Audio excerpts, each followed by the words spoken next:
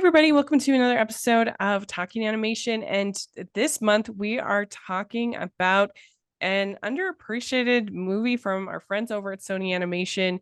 We're talking about Surf's Up, and it's going to be so much fun to talk about. 2007 was the year of the penguin, and I'm film critic Rachel Wagner, and Stanford's here. Hey, how's it going? Doing good. How are you? Hey, I'm great. I'm so excited to talk with you about this movie. This was so much fun to rewatch. Yeah, it really does hold up super well. It And does. my voice, I feel fine, but I still have a little bit of congestion, so you have to forgive my my voice. But yeah, I'm excited to talk about this because I think it's a unique in a lot of ways, and I think it's kind of been forgotten. Yeah, which is too bad because Mhm. hopefully, your wonderful listeners will check it out. It's because it's on Mhm. Netflix. That's Yeah, where I watched it, and yeah. it is so much fun. Yeah.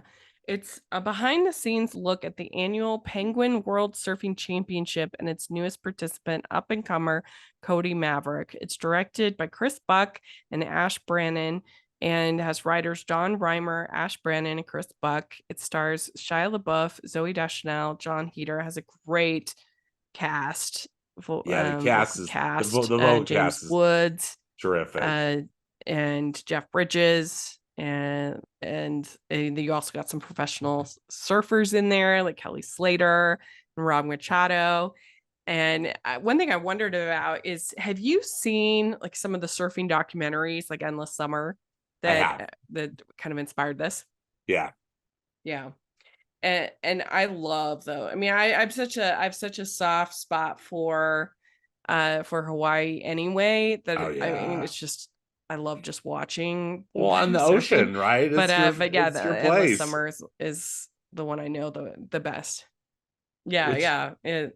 So I love, if people haven't seen those documentaries, they're really fun. Yeah, I agree. Endless Summer is Hmm. terrific. Yeah. Yeah. And there was a really cool one on an HBO Max or Max or whatever it's called now, but called The 100 Foot Wave. Yes, Uh I haven't seen it, but I've heard about it. mhm. Yeah, and it was a mini documentary mini series thing, where they're chronicling the outside of Portugal, these surfers trying to climb this conquer this 100 foot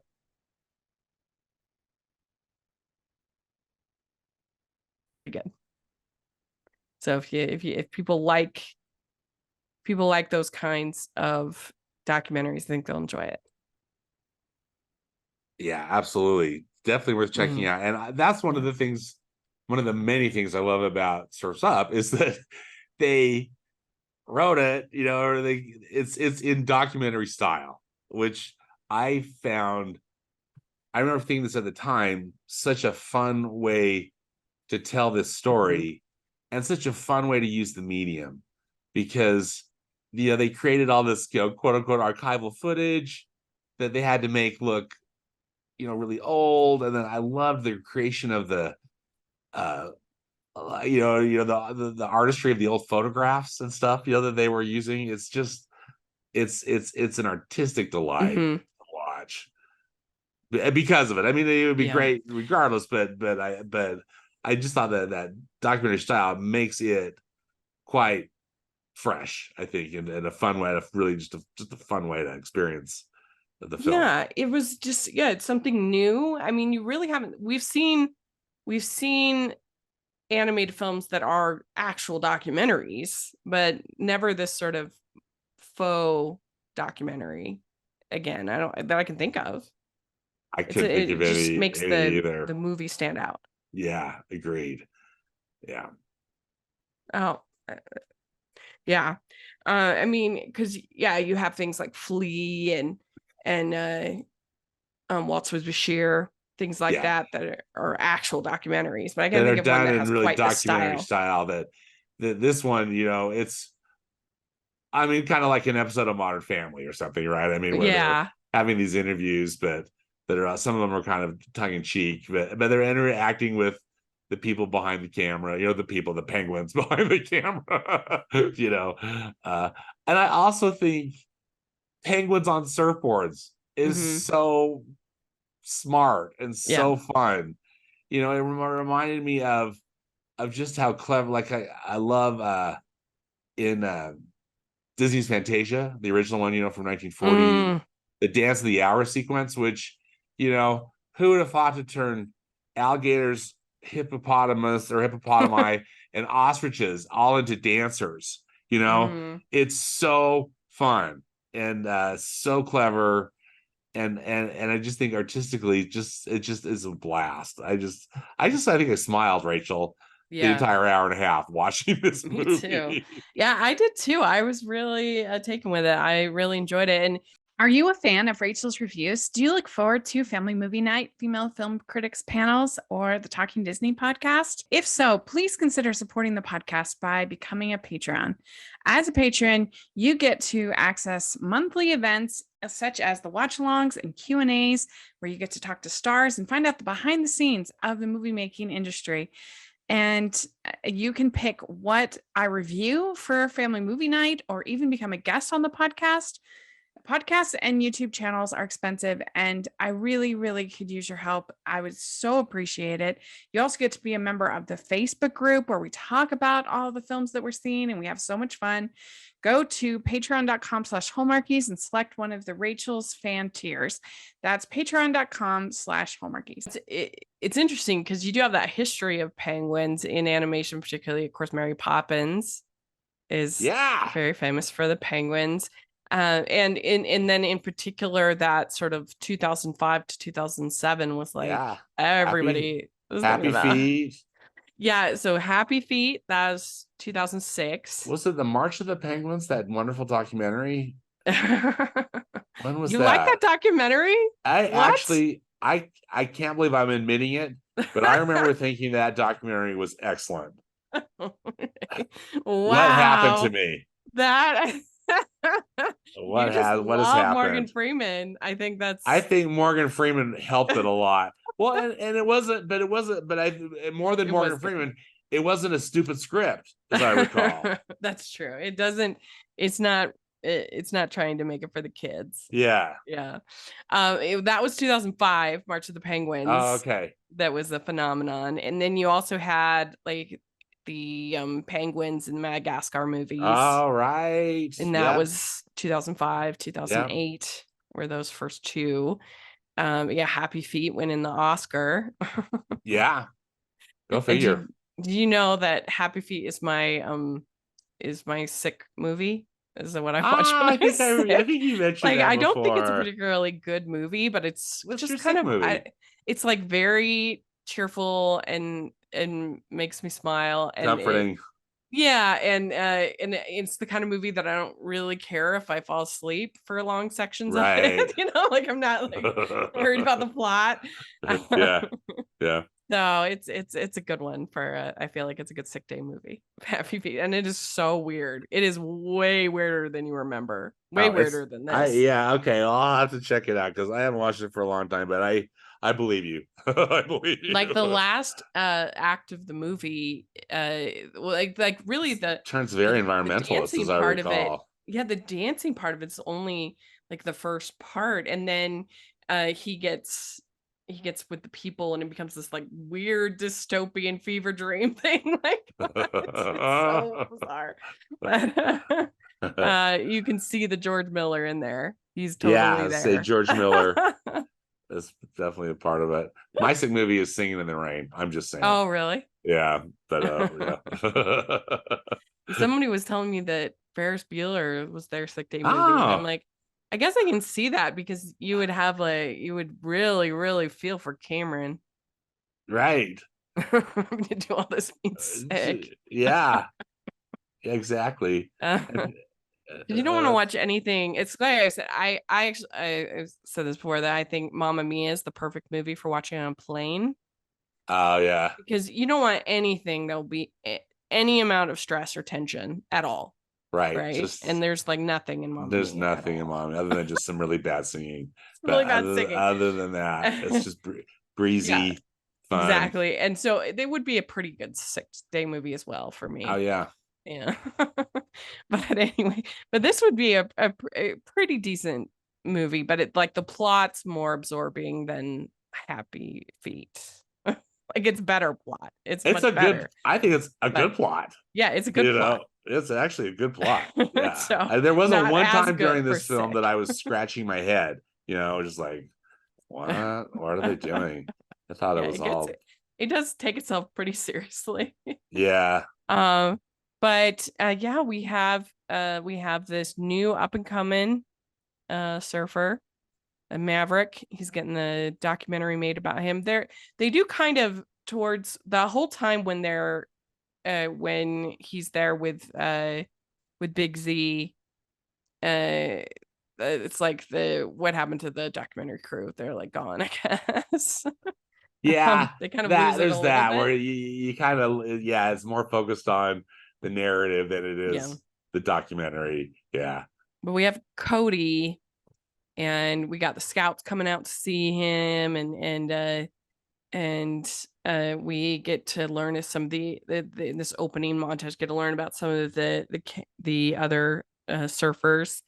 We got Lainey, the female penguin / lifeguard, Voiced by and Zooey Deschanel, who's or Zoe. yeah, Is it Zooey? Is it or is it Zoe? I think it's Zoe. Zoe, sorry. Zoe Deschanel, who's I think she's got a great voice for it. Yeah, she's really, really good. And then we have Joe Chicken from Lake Michigan, which it was pretty funny, like especially later on. He's like when they were when what it, I can't remember what when they're like, oh, it tastes like chicken, and he's like, hey. And that's John Heater, Utah's John own. Heater, and he's so funny in this movie, I think.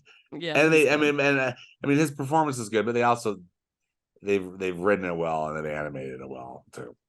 Mm-hmm. Yeah, I mean, so Napoleon Dynamite came out in 2004. It came out when I was on my mission, and so I saw it when, I mean, of course, I heard I people the two movie people. A lot of people asked me if I'd seen Napoleon Dynamite, and a lot of people asked me if I'd seen The Passion of the Christ. That was because that had come out that year too, and people just assume, well, you're a missionary, you've probably seen it, right? Yeah. And nope. I mean, luckily we could just be like, we just don't see any movies at all. Yeah. Because there were like people would invite us. They were like, oh, our these religious congregations would go. Yeah. See it. They made all this money on these group sales. Yeah. And all the members were Napoleon Dynamite, it's amazing. And Signs, that's another one that got really hyped. Signs, a lot of people loved Signs. Yeah.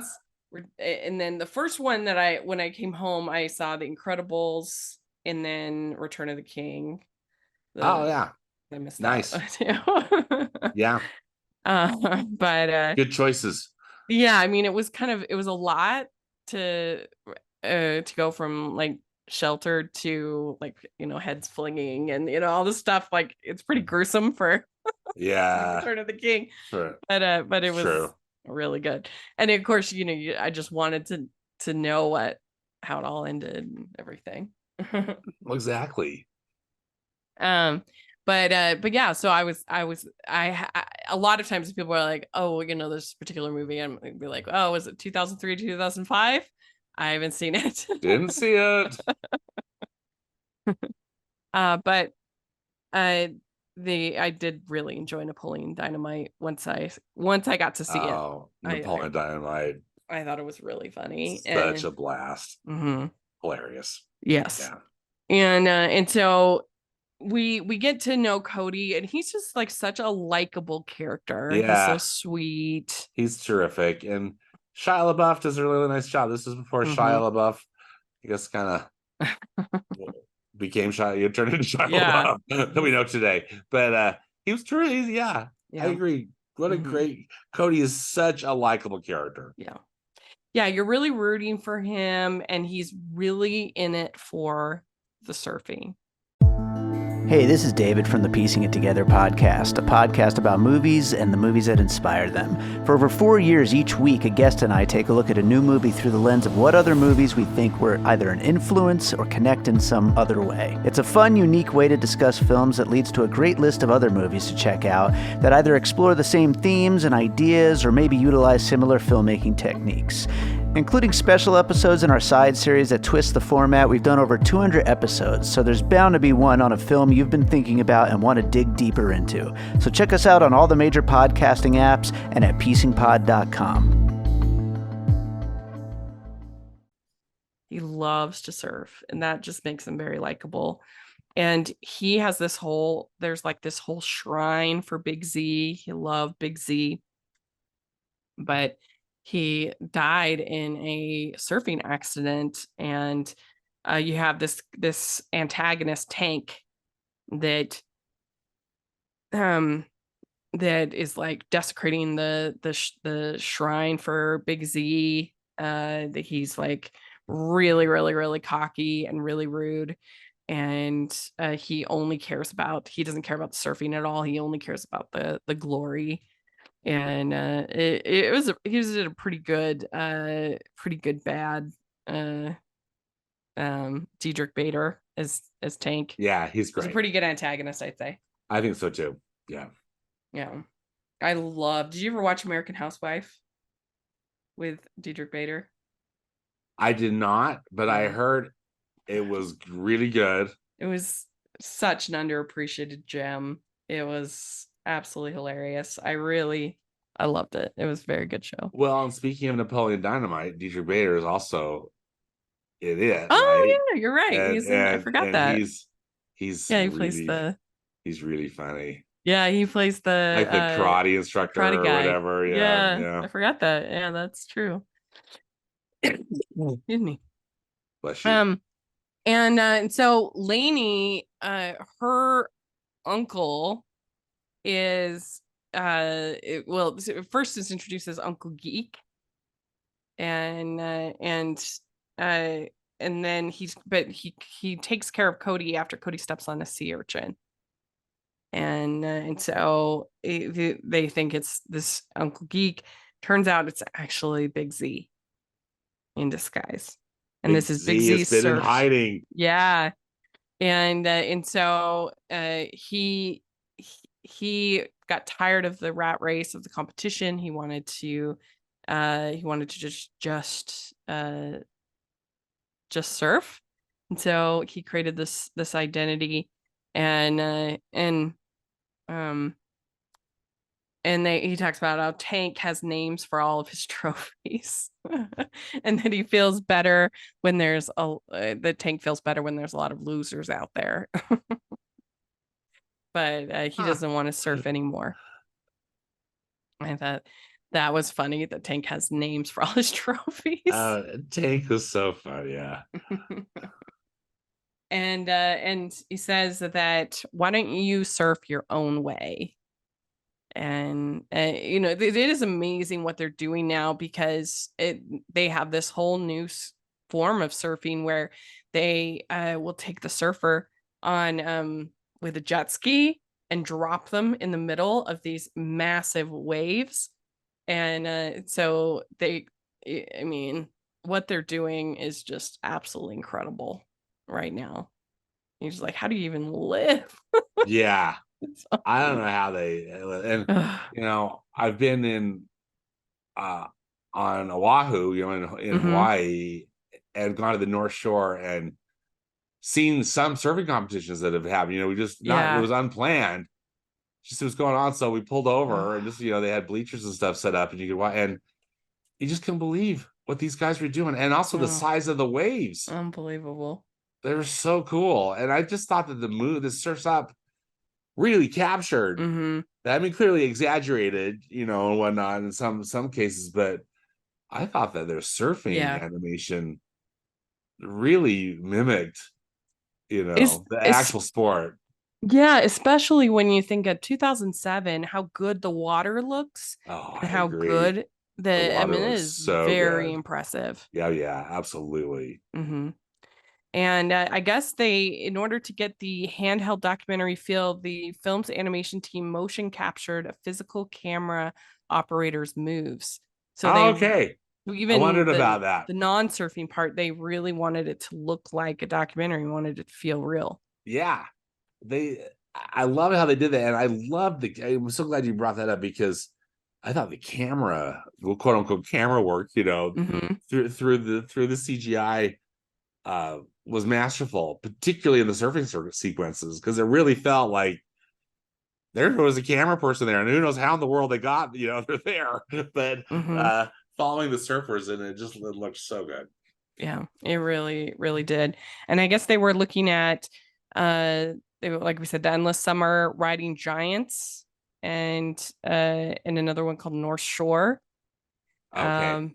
And then, like I said, there's surfers Kelly Slater and Rob Machado, that they appear as penguin versions of themselves. Yeah, which I loved. Yeah. And I mean, Kelly Slater for a long time was the surfer. He That was the surfer. Yeah, he was was like kind the of like the face. Tony Hawk of surfing. Yeah, Mhm. absolutely. Yeah. And so then the Big Z teaches Cody how to make a board. There's this whole section where you get to see, and he says it's already inside the wood. You're just trying to find it. And This is the section where we forget that it's a documentary. yeah, exactly. We'd like to take a second and thank our sponsor for this episode of the podcast. It's the Hallmarkies merch store. Are you looking for that perfect gift for the postable, Hardy, or Hallmarky in your life? What about getting that t-shirt or hoodie that will help you stand out at your next holiday party?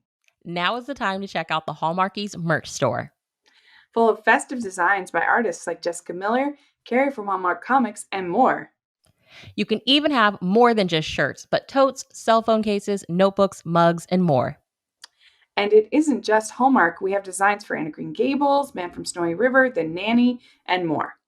Every purchase at the merch store goes to help support the podcast and allows us to make the great content you know and love.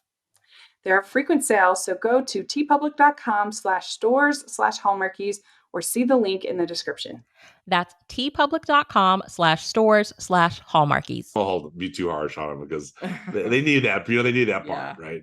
We also have Chicken Joe getting treated like a king by these natives, and they're like, he's relaxing funny. in the pot that happens to have like corn and stew. Yeah, and stuff. they're like wanting to eat him.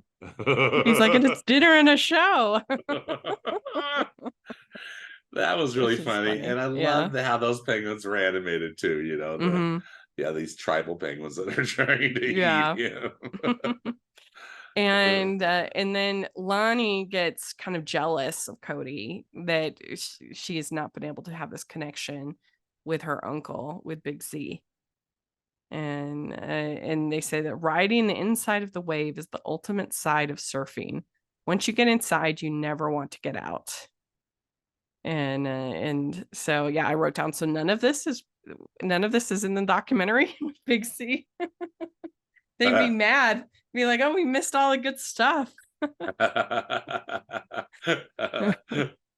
But Cody wants Big Z to come to his competition, and he says that, oh, well, you gave up, you just stopped trying.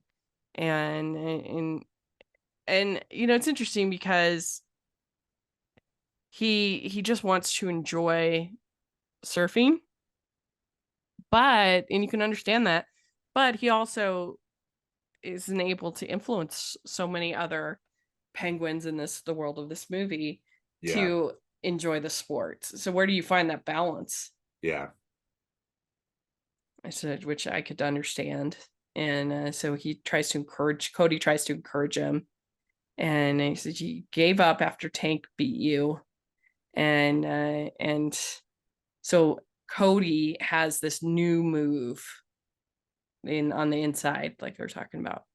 And he crashes the move. And that's when Big Z comes in and saves his life.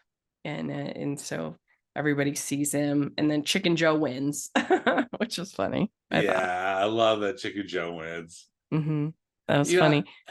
I was actually glad. I thought that was a smart choice because, I kind of like it in not all movies, but in how in some, when they don't win, kind of like the first Rocky. Yeah. It's almost like it's more poignant that they don't win versus that they do. Well, especially because him crashing, doing this big move, is what gets Z to actually save him, Yeah. otherwise he wouldn't have. So Exactly. yeah, it's nice, and I love this whole montage at the end with the "You Got the Music in You."